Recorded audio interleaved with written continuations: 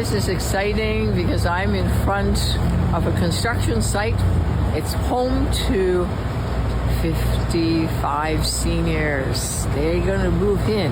How would you feel if in the years ahead, this is your destiny, this is your home sweet home, a shipping container? It's laughable, that's it, right? It's honestly laughable. David Menzies for Rebel News here in North Toronto. And you know, folks, Toronto and so many other cities in our great Dominion, they're facing a housing crisis. This behind me is evidently part of the solution, at least here in Toronto. What you're looking at is 3 stories of modular units.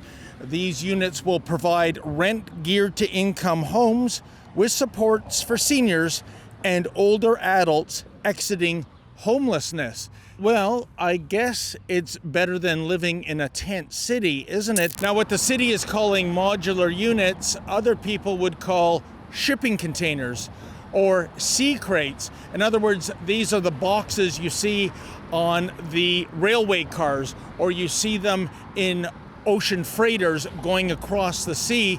And you gotta wonder, is this what we're down to?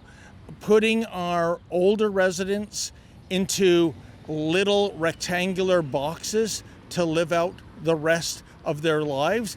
It just seems a little jarring to me, especially last I checked, Canada was still part of the developed world. Well, folks, as we were filming our piece, along came Matt. He said he's a fan of Rebel News, and he told us he's in the building industry, and which is the de rigueur subject that we're covering right now. And Matt, what do you feel about this? Is this the future in Canada, that we're going to have sea crates, shipping containers, convert them into living quarters, and this is, I guess, the new version of the Canadian promise? Yeah, it's terrible, honestly, man. I'm seeing it more and more. There's a lot of even apartment buildings that they're saying that they're subsidizing them to cram immigrants, refugees in. So I've seen it a lot. There's a lot of people that are being subsidized to cram people in these units.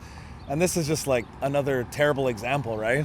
You know, that's how I feel. And, you know, I can't help but notice the dichotomy. We're on Cummer Avenue. Here we have shipping containers. Beautiful homes. What would you say these homes are worth on the north side of Cummer? Probably $2 million, right? Wow.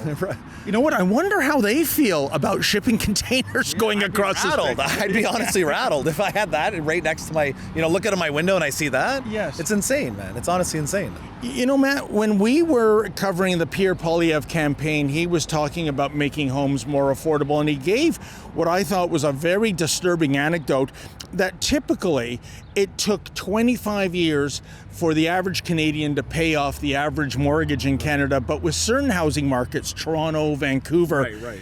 it now takes the average Canadian 29 years to save up for the down payment. I'm 34 years old and I run a business. I'm self-employed. Okay. And just to even get a down payment for a house, like, it's insane. The amount of taxes you'd have to go through to pay everything. To do everything legally by the books, it's almost impossible. And I have pity for the guys that are younger than me who, if I'm at this point, what are the 20-year-olds going to be like? But then again, folks, the so-called modular homes, it's right on brand 100%, wouldn't you say, with Housing Minister Gregor Robertson's statement about not reducing housing prices, but having more affordable homes. And making sure we're building enough supply, and that the federal government is focused on affordable housing, delivering that. Need to go down.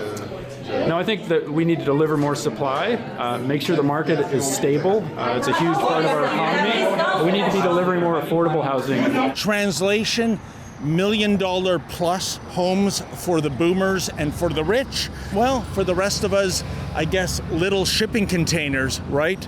And really, it is also foreshadowing, I should think, that Privy Council report that came out last month. Do you remember? Looking ahead to a Canada of 2040, that's less than 15 years away, in which the rich have either fled Canada or live in gated communities.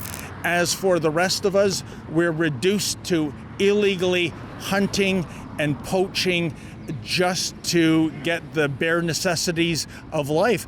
And you know what, folks? It also brings to mind that chestnut from the World Economic Forum. You remember, you will own nothing and be happy. Well, I guess you're not necessarily going to own nothing. You might, if you're lucky, own a shipping container as a home. As for happiness, well, I guess that's a state of mind. I don't know about you, I don't think I'd be happy living out the rest of my life in a sea crate. For Rebel News, I'm David the Menzoid Menzies. Hey folks, there are so many things wrong with so many of our cities in our Great Dominion, but really putting up shipping containers as a means for seniors to live out the rest of their lives, do you think that's a solution? I'm a little disturbed by it, quite frankly. But if you feel like we do, please go to our petition, fixourcities.com. That's fixourcities.com. And if you're able to, please make a donation so that Rebel News can bring you the other side of the story.